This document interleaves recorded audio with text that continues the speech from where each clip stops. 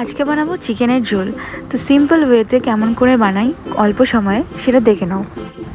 মিক্সিতে সব মশলাগুলো করে নেব। এখানে দিয়ে দিয়েছি কাঁচা লঙ্কা, আদা, রসুন, পেঁয়াজ, টমেটো আর কটা শুকনো লঙ্কা, আর সাথে জিরাটাও একসাথে করে নেব।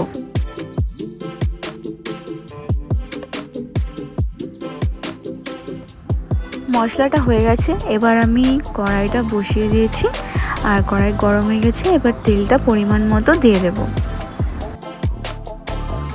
তেল গরম হয়ে গেছে, এবার আমি আলুটা ভেজে নেব। আলুর মধ্যে একটু হলুদ দিয়ে দেবো।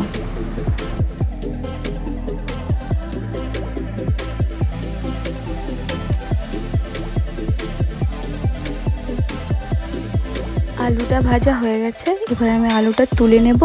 তারপর পেঁয়াজটা দিব। পেঁয়াজটা দিয়ে কিছুক্ষণ আমি পেঁয়াজটাকে ভাজবো।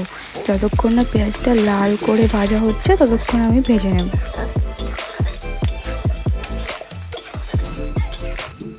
দেখতে পাচ্ছ পেঁয়াজটা লাল করে ভাজা হয়ে গেছে। এরপরে ওই পেস্ট করা মশলাটা দিয়ে দেবো, আর মশলাটা দিয়ে আমি কিছুক্ষণ খুব ভালো করে কষাবো, কারণ এই মশলাটা কাঁচা গন্ধটা যতক্ষণ না যাবে ততক্ষণ মাংসটা দিলে পরে একটা কাঁচা গন্ধ বেরোবে।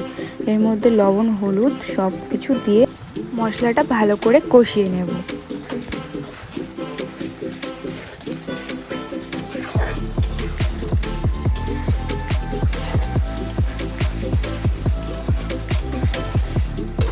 কষানো হয়ে গেলে কিছু রসুনের কোয়া দিয়ে দেবো গোটা।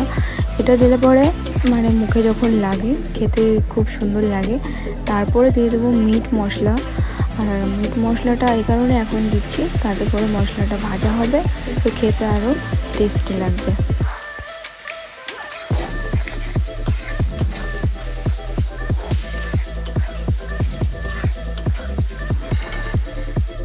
তো দেখতে পাচ্ছ আমার মশলাটা একদম ভালোভাবে কষে গেছে। তো এইবার আমি দেব মাংসটা আমি এবার দিয়ে দেব। দিয়ে যে মিক্সির মধ্যে যে একটা জল ছিল ওটা আমি কিছুক্ষণ পরে দেবো, একটু নাড়াচাড়া করে তারপরে আমি ওই মশলার জলটা এর মধ্যে দিয়ে দেবো।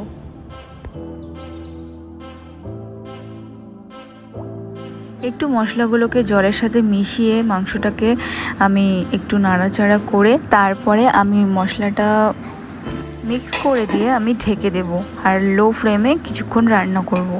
তারপর ঢাকনা উঠিয়ে আমি এটাকে মিডিয়াম ফ্লেম করে কিছুক্ষণ কষাবো। আর এখনই হলো এটা মাংসটাকে কষানোর সময়। তো এখন আমি মাংসটাকে ভালো মতো কষিয়ে নেব।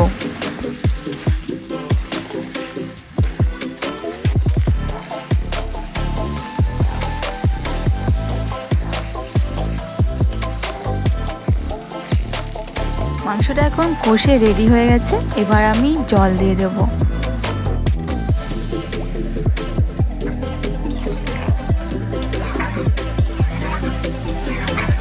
এইবার ভেজে রাখা আলুগুলোও দিয়ে দেবো একটা একটা করে।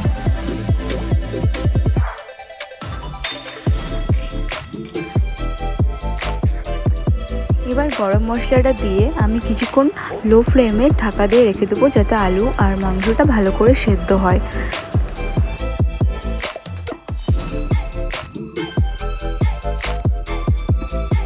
মাংস এখন তৈরি হয়ে গেছে। তো রেডি হয়ে গেল আমাদের চিকেন। আর যদি ভালো লাগে ভিডিওটা প্লিজ লাইক করো অ্যান্ড সাবস্ক্রাইব করো।